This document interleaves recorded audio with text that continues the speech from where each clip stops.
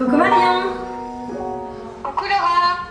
Si j'avais quelques petites questions sur la thermopigmentation, et d'ailleurs avant tu l'appelais microblading, est-ce que tu peux m'expliquer la différence?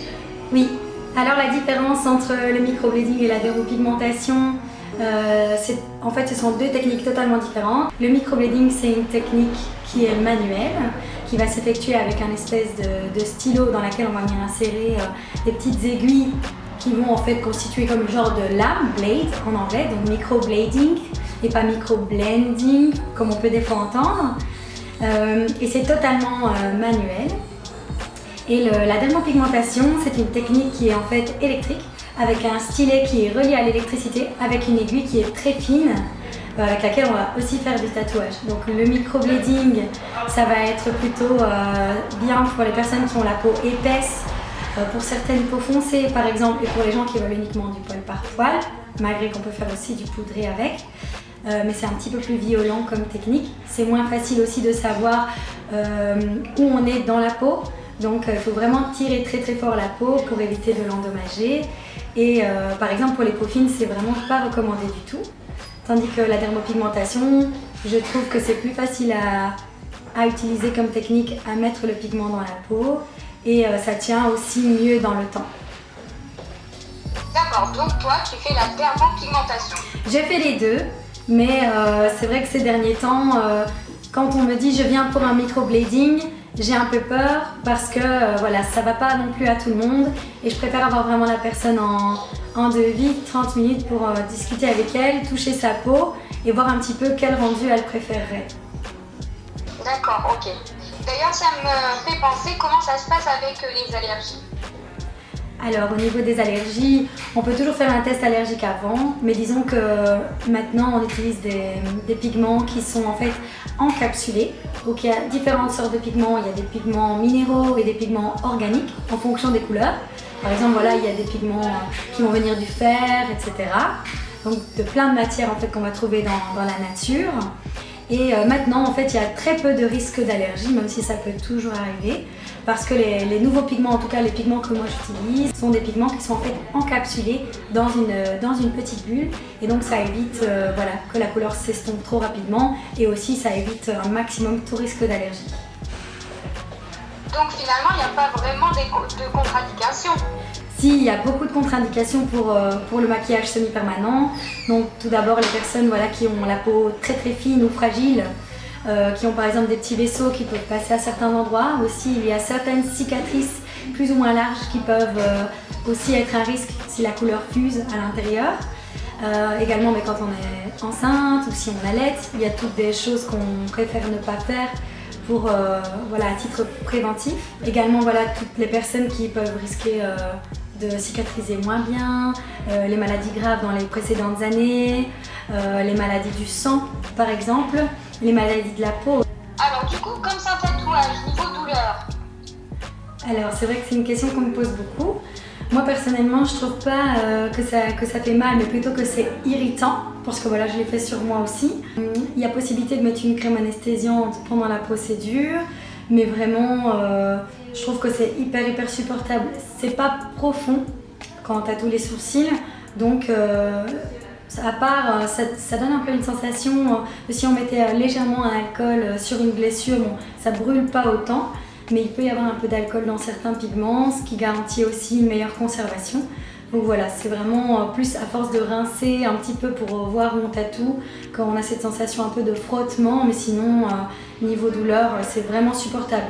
Il y a beaucoup de gens qui disent qu'ils ont mal quand ils ont fait un microblading. Alors c'est vrai que la technique n'est pas du tout la même, puisqu'on là on griffe la peau, mais encore une fois il faut bien la tenir et pas aller trop profond non plus. Ça ne saigne pas, ça ne doit pas saigner parce qu'on tatoue vraiment à une certaine profondeur entre l'épiderme qui se régénère et le derme qui ne se régénère pas. Donc c'est vraiment très léger, et même quand moi je tatoue, j'entends si je suis à la bonne profondeur ou pas. Donc voilà, pour répondre à ta question, moi je trouve que ça ne fait pas mal. Et d'ailleurs, quand tu viens de te faire du coup la dermopigmentation, est-ce que tu peux aller à la piscine, etc. Et sinon, pendant combien de temps tu peux pas y aller? Alors, comme tout à l'heure, on a parlé voilà, des contre-indications. Au niveau du suivi aussi, il y a des choses à respecter. Donc on peut mettre une crème post-tatouage quelques heures après, pendant 2-3 jours par exemple, et aussi quelques semaines après, si on sent voilà, que ça chatouille, que ça desquame. Ça je dis toujours à la fin de la procédure, voilà comment ça se passe. Donc on peut la mettre avec un petit coton-tige pour essayer de ne pas mettre ses doigts sales dessus. Tout ce qui est voilà, eau, etc., il vaut mieux éviter pendant 48 heures. Moi j'ai toujours que le cardio ou la piscine, il faut éviter pendant une petite semaine. Par contre tout ce qui est gommage du visage, peeling, dermabrasion, gommage mécanique à grains, vapeur sur le visage, spa, sauna, hammam, jacuzzi, pas pendant 3 semaines. L'exposition prolongée au soleil, pas pendant 4 semaines. Donc voilà, c'est toutes des choses qu'il faut respecter. On peut changer aussi la thé des oreillers le soir même pour éviter tout risque de bactéries. Et voilà, éviter voilà, de chipoter, surtout ne pas gratter les croûtes s'il y en a. Et si ça chatouille, voilà, bien remettre la crème au lieu de gratouiller. D'accord. Et comme tu dis que c'est un tatouage pas très profond, on pourrait se demander combien de temps ça dure une fois que tu l'as fait. C'est différent en fonction des personnes, en fonction de la régénération cellulaire. Plus on avance dans l'âge, moins on se régénère. Plus on est jeune, plus vite les choses passent. Donc ici, comme on a dit, on n'est pas dans le derme, comme un tatouage classique. On est dans une zone entre l'épiderme et le derme. Donc ça tient plusieurs mois en fonction de la technique, voire plusieurs années. Ça peut même tenir à vie dans certains cas. Moi, ce que je dis souvent, c'est qu'il faut venir renouveler, réintensifier ou corriger la couleur à peu près 2 ans après, environ, en fonction des personnes. Donc, entre 24 et 36 mois, parfois il y a des gens qui ne retouchent pas avant 5 ans, tant mieux pour elles. Moi, je dis qu'il ne faut pas retoucher trop souvent parce que, en fait, dans cette zone où on tatoue, le pigment va stagner et voilà, il faut vraiment laisser le tatouage vieillir et évoluer avant de tout le temps vouloir retoucher. C'est vraiment pas bon de vouloir trop recouvrir ce qui a déjà été fait. Mais est-ce que la couleur elle pourrait virer? Alors c'est possible. Dans le temps, on utilisait beaucoup de pigments. D'ailleurs, c'est pour ça que le maquillage permanent a été très mal vu pendant ces dernières années, ces dernières décennies. Parce que, en fait, avec l'arrivée du microblading, il y a eu énormément d'évolution dans l'esthétique de manière générale, mais notamment dans le maquillage semi-permanent. Donc en fonction des zones, la bouche, les yeux, les sourcils, même les taches de rousseur maintenant. C'est qu'en fonction des marques qu'on utilise, il y a donc cette capsule qui peut être mise autour des différents pigments, de différentes tailles qu'ils soient, pour éviter que les pigments les plus petits partent plus vite et que du coup la couleur vire. Mais aussi maintenant il y a un nouveau facteur qu'on va beaucoup utiliser en tatouage, en dermopigmentation, c'est la sous-teinte de la peau. Donc vraiment voir quel est le phototype de la personne et en fonction choisir un pigment qui va correspondre à la personne et qui va le mieux vieillir dans le temps. Donc ça c'est des choses qu'on fait aujourd'hui. Maintenant voilà, les techniques évoluent énormément. Ce que je dis aujourd'hui ne sera peut-être plus valable dans 2 ans. Mais en tout cas, on essaye vraiment de se former le plus régulièrement possible pour faire le moins d'erreurs possible et que dans le temps, ça vieillisse le mieux possible. D'accord. Et comment on choisit la couleur? Est-ce qu'il y a vraiment une couleur adaptée pour toutes les peaux, pour toutes les couleurs de cheveux, etc.? Alors au niveau de la couleur, donc c'est plutôt la dermopigmentiste qui va choisir en laissant valider la cliente ou le client. On va regarder en fonction de son phototype. Donc il y a certains types de peau qui ont tendance à être plus chauds que d'autres. Ce qu'on va regarder en premier, c'est l'intensité. Donc on peut aussi regarder par rapport à la racine des cheveux de la personne et par rapport à ses sourcils et aussi par rapport à ce qu'elle veut, si elle veut quelque chose de soutenu. Aussi par rapport à si la personne veut plutôt une technique de poil par poil ou bien une technique ombrée ou une technique poudrée. Je me disais, est-ce que je continue à venir me faire épiler mes sourcils? Et peut-être une question un peu bête entre guillemets, est-ce que je dois enlever mes sourcils pour faire ça? Alors au niveau donc on n'épile plus du tout le sourcil et après on fait une ligne, ça n'existe plus. Quand on fait un tatouage de sourcil ou la dermopigmentation, moi je ne fais pas par exemple un sourcil à la mode entre guillemets, je préfère vraiment faire en fonction de la morphologie de la personne, donc garder un maximum son sourcil naturel en essayant voilà, d'avoir une symétrie quasiment parfaite. Donc on va pas épiler du tout le sourcil, on va épiler voilà, ce qui est en dehors du tatouage Et au niveau de l'entretien, tu pourras revenir à l'institut toutes les 3 semaines comme tu faisais avant ou espacer un peu plus si tu le désires. Ce sera beaucoup plus facile parce qu'entre guillemets, il n'y aura plus qu'à coiffer les poils, couper ce qui dépasse éventuellement pour que ça rentre bien et que ça ait l'air toujours bien soigné. Et puis épiler simplement en dessous, au-dessus, enfin autour du tatouage, voilà. Ce qui est nécessaire. D'accord. Ok.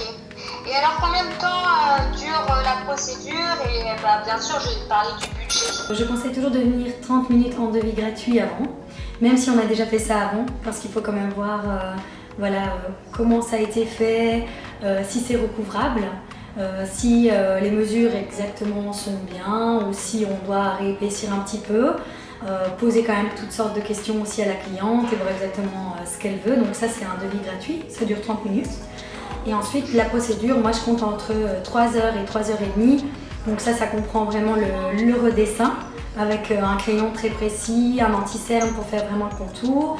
On valide ensuite la forme, l'épaisseur et ensuite voilà, on choisit ensemble la couleur. Puis après on passe à la procédure de tatouage. Donc en tout on va dire voilà, 3h30 le jour J.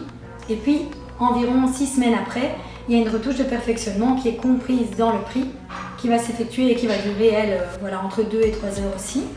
Et alors niveau budget, ça varie en fonction de chaque dermopigmentiste, en fonction de ce qu'on évalue la valeur de notre travail. Il y a celles qui commencent qui demandent un petit peu moins cher, il y a celles qui sont confirmées qui demandent un peu plus cher pour trier puis pour travailler un petit peu moins et avec plus de confort on va dire. Moi je demandais jusqu'en 2021 300 € et je pense augmenter pour 2022 parce que voilà, je suis de plus en plus contente de ce que je fais et j'espère encore m'améliorer chaque jour. Mais voilà, donc ça tourne plus ou moins autour des 300 € en général, quand c'est un travail de qualité.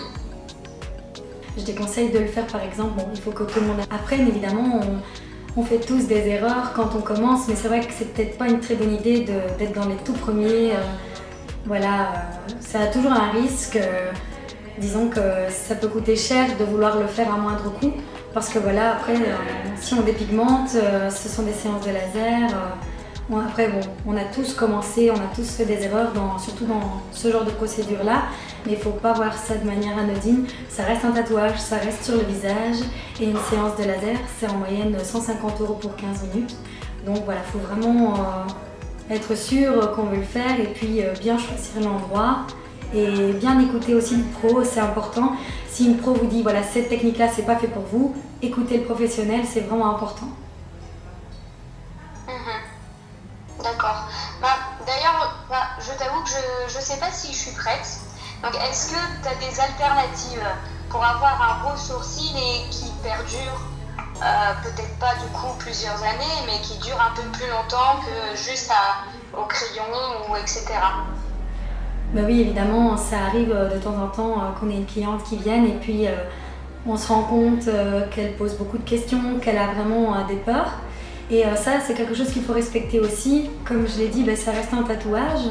Et il faut vraiment être prêt, il faut vraiment se dire ça fait des années que je suis complexée par mes sourcils, ou alors je viens régulièrement faire des teintures sourcils, mais finalement ça ne tient pas assez longtemps. Donc nous en fait à l'Institut, on a cette politique-là, on ne va pas vendre à tout prix. Si je sens que la personne elle est trop réticente, je vais lui dire écoutez, personnellement, soit je sens qu'elle n'est pas prête, je lui dis ou pas, ça dépend de l'affinité que j'ai avec elle et si elle est prête aussi elle-même à l'entendre. Donc je vais lui proposer aussi d'autres alternatives, comme tu l'as dit, on a un bar à sourcils en fait. Dans ce bar à sourcils, on a tout ce qui est épilation classique, à la pince, à la cire, au fil. On a aussi la teinture sourcil qui dure 3 semaines et qui va colorer simplement les poils. Et puis on a aussi une restructuration au henné, où là on va utiliser une technique vraiment de mapping comme dans les instituts un peu orientaux, où on va venir vraiment prendre des mesures et ensuite appliquer un henné qui va rester plus longtemps sur la peau, donc ça va tenir 2 fois plus longtemps que la teinture. Il y a toujours moyen de faire autre chose que le tatouage. Nous on adore le sourcil dans toutes ses formes, donc... D'accord, super. Écoute, je te remercie pour toutes ces précisions et puis peut-être qu'on peut prendre un rendez-vous pour en discuter. Oui, c'est quand tu veux Marion.